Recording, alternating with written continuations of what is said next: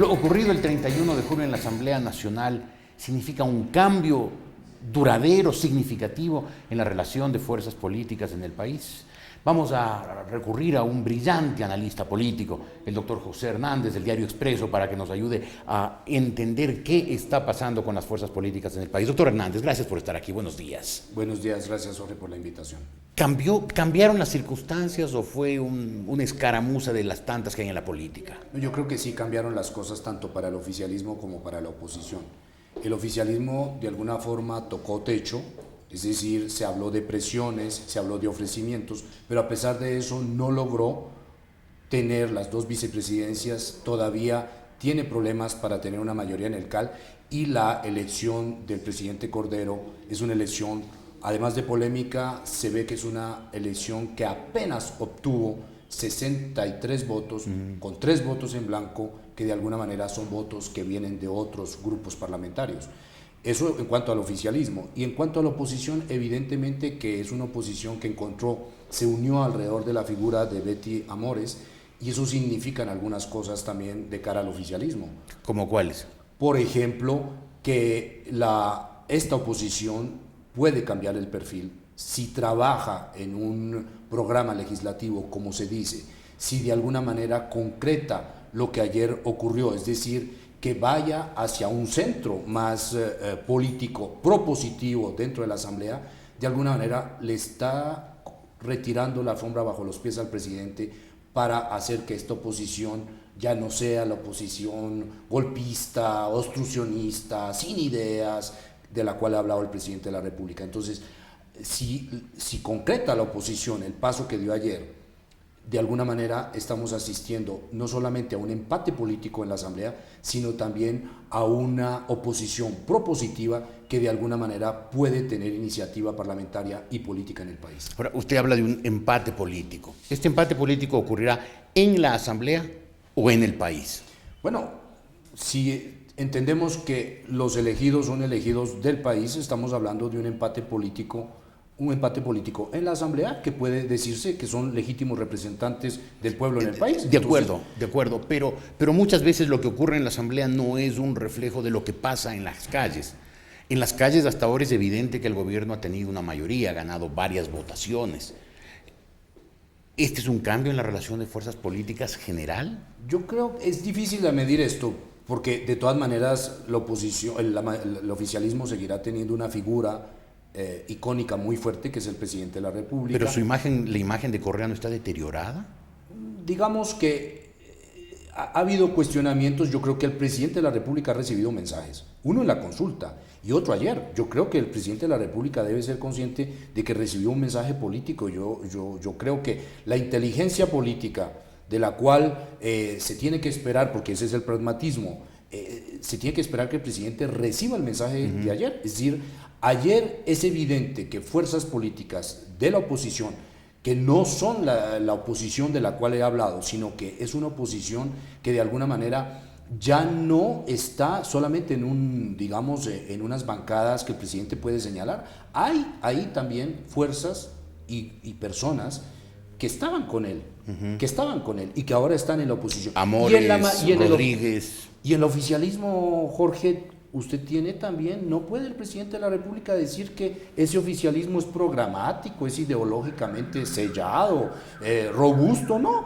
esa mayoría está hecha, la mayoría del presidente Cordero está hecha con fuerzas que no son ni tan confiables ni tan ideológicas como el oficialismo pretende. Entonces hay un empate político porque el oficialismo no puede hacer mayoría con sus fuerzas, de las cuales habla siempre como una ideología revolucionarias, etcétera, etcétera, y la oposición también recibe en este momento el apoyo de personas progresistas, y dentro de la misma oposición hay personas muy decentes, personas que tienen. En eso yo quisiera incluso señalar que el coronel Cobo tuvo la más alta votación y con votos del oficialismo. Exacto. Eso significa que si tuvo 93 votos, entre votos por el sí y votos blancos, bueno, eso es una señal también de que en el oficialismo hay personas que están evaluando a las personas también decentes, también propositivas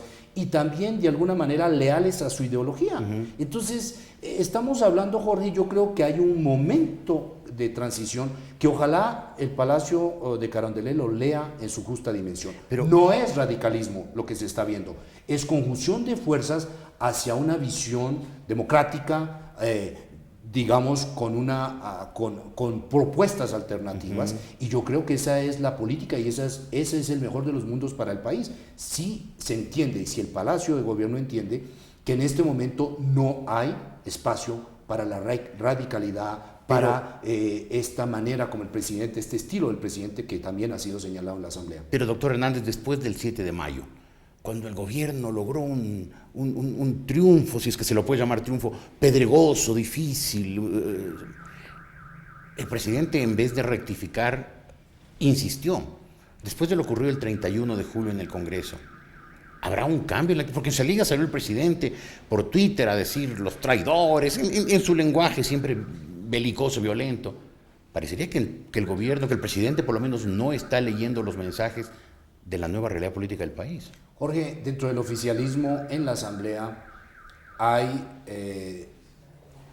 disensiones profundas y yo creo que el presidente también tiene ahí que ver si de alguna manera está leyendo, como están leyendo los suyos dentro de la Asamblea, la capacidad de elaboración política en este momento. Y yo creo que no lo están haciendo. Una cosa es la realidad parlamentaria y la realidad política.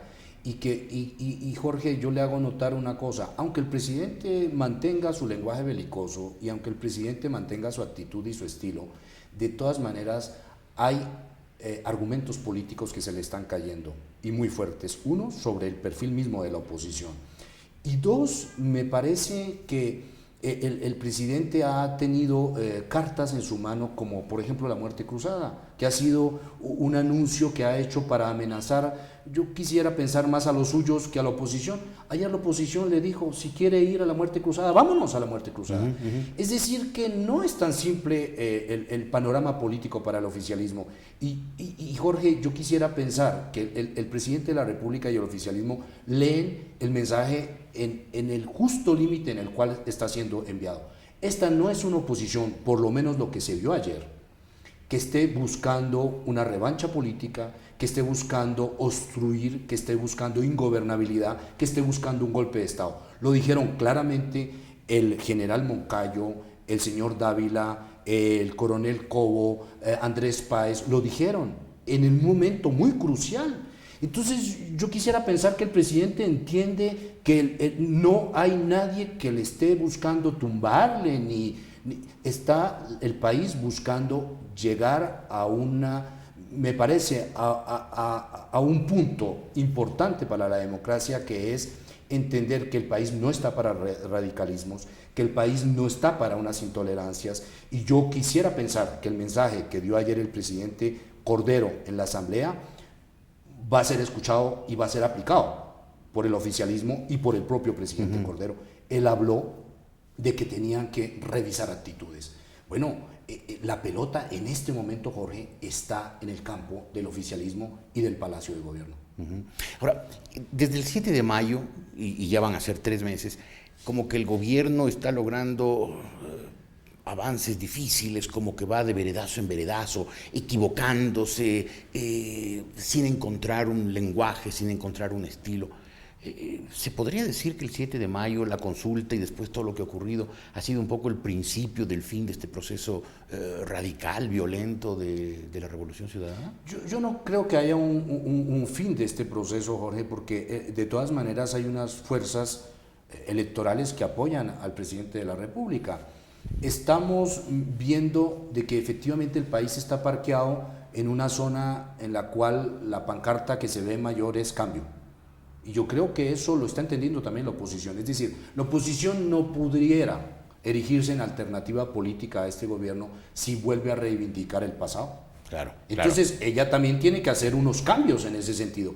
Y el presidente que arrancó tan fuerte con la idea del cambio, lo que está viendo es que tal vez el país no quiere que vaya al cambio como el presidente quiere. Es decir, que ese cambio sea con intolerancia, que ese cambio sea con procesos en algunos casos ilegales, que ese cambio sea forzado, que sea el cambio a favor de un caudillo, como si el resto de ciudadanos del país no tuviéramos nada más que aplaudirle, hacerle odas a ese caudillo. Yo creo que eso el presidente tal vez no lo va a entender de un golpe, pero digamos que la lucidez política y la inteligencia política lo que estaría reclamando es que ese presidente vea que el país no lo quiere afuera del poder, lo quiere cumpliendo su mandato, pero también la presión de la ciudadanía es legítima en cuanto a decirle que el cambio no de la forma que el presidente está buscándole y que la ha querido implementar. Es un cambio sí, pero un cambio democrático, un cambio por mayor equidad, por mayor producción. Entonces, Jorge, las agendas del país fundamentales